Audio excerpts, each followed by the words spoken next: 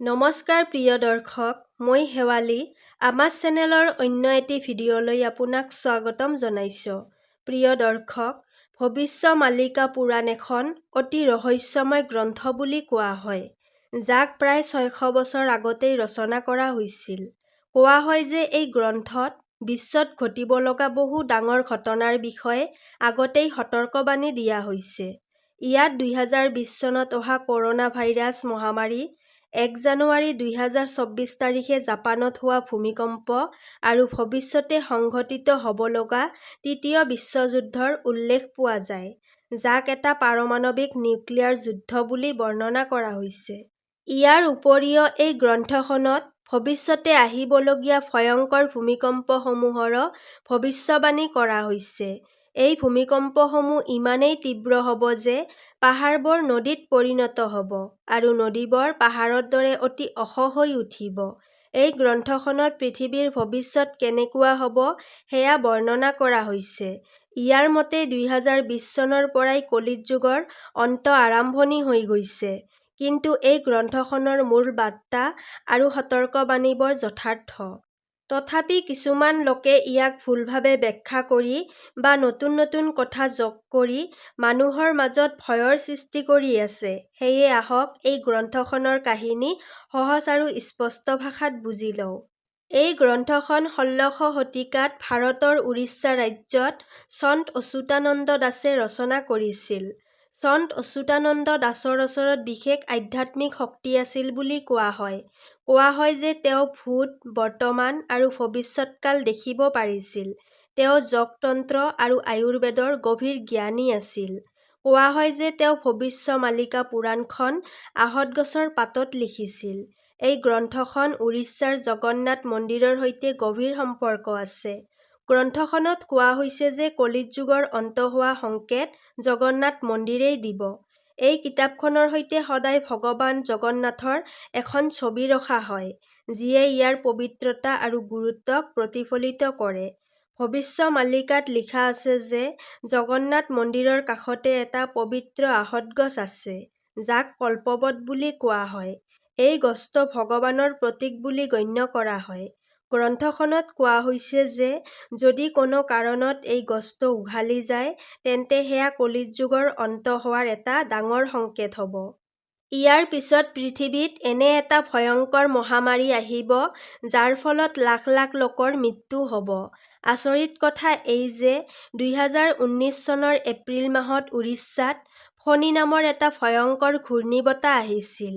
এই ঘূৰ্ণীবতাহে প্ৰায় ৬০০ বছৰ ধৰি সুৰক্ষিত হৈ থকা সেই পবিত্ৰ আহঁত গছজোপাক উঘালি পেলাইছিল। এই ঘটনাৰ ঠিক ৬ মাহ পিছত ২০১৯ চনৰ ডিচেম্বৰ মাহত বিশ্বজুৰি ক'ভিড-১৯ মহামাৰী বিয়পি পৰে। এই মহামাৰীয়ে লাখ লাখ লোকৰ প্ৰাণ কাঢ়ি নিছিল আৰু সমগ্ৰ বিশ্বখনক কঁপাই তুলিছিল। কোৱা হয় যে ই ঠিক সেইদৰেই সংঘটিত হৈছিল যিদৰে ভৱিষ্যমালিকাত প্ৰায় ৬০০ বছৰ আগতেই উল্লেখ কৰা হৈছিল। ভৱিষ্যমালিকাৰ মতে কলিত যুগৰ আয়ুস ৪,৩২,০০০ বছৰ হোৱাৰ কথা আছিল। কিন্তু মানুহৰ পাপ আৰু ভুল কৰ্মৰ বাবে এই সময়সীমা সংকুচিত হৈ মাত্ৰ ৫,০০০ বছৰলৈকে সীমাবদ্ধ হৈ পৰিব বুলি কোৱা হৈছে। এই গ্ৰন্থখনত কলিত যুগৰ অন্ত হোৱাৰ আগমনৰ সূচনা দেখুওৱা তিনিটা ডাঙৰ সংকেতৰ উল্লেখ আছে। গ্ৰন্থখনত কোৱা হৈছে যে যদি জগন্নাথ মন্দিৰৰ নিচানত জুই লাগে, তেন্তে সেয়া পৃথিৱীৰ অন্ত হোৱাৰ এটা ভয়ংকৰ সংকেত হ'ব। প্ৰায় ৬০০ বছৰ ধৰি এনে ঘটনা কেতিয়াও হোৱা নাছিল। কিন্তু ২৬ মাৰ্চ ২০২০ তাৰিখে মন্দিৰৰ নিচানত জুই লাগিছিল, যেতিয়া এগছি চাকি তাৰ কাষলৈ লৈ যোৱা হৈছিল। এইটো এটা অত্যন্তই আচৰিত আৰু ৰহস্যময় ঘটনা আছিল। ইয়াৰ উপৰিও মন্দিৰৰ নিচানত চৰাই বহা দেখা গৈছিল। সাধাৰণতে জগন্নাথ মন্দিৰৰ নিচানত চৰাই কেতিয়াও নবহে, কাৰণ মন্দিৰটো সমুদ্ৰৰ কাষত অৱস্থিত আৰু তাত সদায়ে তীব্ৰ বতাহ বয়। কিন্তু গ্ৰন্থখনত লিখা আছে যে যদি সেই নিচানখনত চৰাই বহিবলৈ আৰম্ভ কৰে, তেন্তে সেয়া অন্ত হোৱাৰ সংকেত বুলি ধৰা হয়। যোৱা কেইবছৰমানত এনে দৃশ্য কেইবাবাৰো দেখা গৈছে। অৱশ্যে বৈজ্ঞানিক দৃষ্টিকোণৰ পৰা চালে এইটো পৃথিৱীৰ পৰিৱেশ, জলবায়ু আৰু বতাহৰ ধাৰাৰ পৰিৱৰ্তনৰ সৈতে জড়িত হ'ব পাৰে বুলি কোৱা হৈছে। গ্ৰন্থখনত কোৱা হৈছে যে 2024 চনৰ পাছত তৃতীয় বিশ্বযুদ্ধ আৰম্ভ হ'ব পাৰে। এই যুদ্ধখন এটা পাৰমাণৱিক নিউক্লিয়াৰ যুদ্ধ হ'ব বুলি উল্লেখ কৰা আছে। এই যুদ্ধত ভয়ংকৰ যুদ্ধ হ'ব আৰু বহু দেশ ক্ষতিগ্ৰস্ত হ'ব। কোৱা হয় যে কিছুমান দেশে ভাৰতৰ ওপৰত আক্ৰমণ কৰিব, কিন্তু শেষত ভাৰতেই বিজয়ী হ'ব। ইয়াৰ লগতে কোৱা হৈছে যে সূৰ্যৰ পৰা আহিব লগা এটা অতি তীব্ৰ ঘূৰ্ণীবতাহে পৃথিৱীৰ ছেটেলাইট আৰু ইণ্টাৰনেট ব্যৱস্থা বন্ধ কৰি দিব। ইয়াৰ ফলত সমগ্ৰ বিশ্বতে যেন অন্ধকাৰ নামি আহিব। ইয়াৰ উপৰিও বহু ডাঙৰ ডাঙৰ ভূমিকম্প সংঘটিত হ'ব, যিয়ে পৃথিৱীক সম্পূৰ্ণৰূপে তহছ-নহছ কৰি পেলাব। পাহাৰবোৰ নদীত পৰিণত হ'ব আৰু নদীবোৰ পাহাৰৰ দৰে অতি ওখ হৈ উঠিব বুলি বৰ্ণনা কৰা হৈছে। গ্ৰন্থখনৰ কিছু ভৱিষ্যবাণী যেনে ক'ৰোনা মহামাৰী আৰু জগন্নাথ মন্দিৰৰ সংকেত ইতিমধ্যে সত্য হৈ পৰিছে। কিন্তু তৃতীয় বিশ্বযুদ্ধ, ছেটেলাইট বন্ধ হোৱাৰ ঘটনা আৰু ভাৰতৰ ওপৰত আক্ৰমণৰ দৰে কথাসমূহৰ কোনো দৃঢ় প্ৰমাণ নাই। কিছুমান লোকে বিশ্বাস কৰে যে এই কথাসমূহ গ্ৰন্থখনত পিছত যোগ কৰা হৈছে, কাৰণ প্ৰায় 600 বছৰ আগতে ছেটেলাইটৰ দৰে কোনো বস্তুৰ নামো প্ৰচলিত নাছিল। সেই সময়ত দেশৰ নাম আৰু সীমাবৰ্গ ভিন্ন আছিল। সেইবাবে এই কথাসমূহ এতিয়াও বিতৰ্কিত বুলি গণ্য কৰা হয়। যদিও ই নিশ্চিত যে সন্ত অচ্যুতানন্দ দাসে লিখিছিল যে 2020 চনৰ পাছত কলিত যুগৰ অন্ত আৰম্ভ হ'ব। গ্ৰন্থখনত তিনিটা ডাঙৰ ভূমিকম্পৰ ভৱিষ্যবাণী কৰা হৈছে, যিয়ে পৃথিৱীক সম্পূৰ্ণৰূপে পৰিৱৰ্তন কৰি দিব। কিন্তু এই কথাসমূহক আমি ঠিক বুলি মানি ল'ব লাগে নেকি? নে এই গ্ৰন্থখনে আমাক আন কিবা শিক্ষা দিবলৈ চেষ্টা কৰিছে? গ্ৰন্থখনৰ মূল বাৰ্তা বুজিবলৈ কিছুমান সাধু-সন্তৰ মতে ভৱিষ্যবাণী মালিকা পুৰাণৰ উদ্দেশ্য মানুহৰ মাজত ভয় সৃষ্টি কৰা নহয়।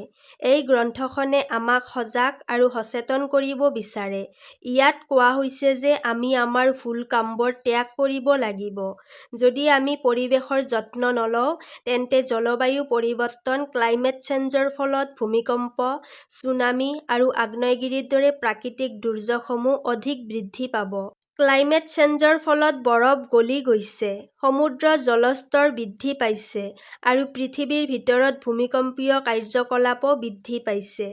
যদি আমি প্ৰকৃতিৰ ভাৰসাম্য বজাই ৰাখোঁ আৰু অতিৰিক্ত শোষণ নকৰোঁ, তেন্তে এই দুৰ্যোগসমূহ কিছুমান পৰ্যায়লৈকে নিয়ন্ত্ৰণ বা হ্ৰাস কৰিব পৰা যায়।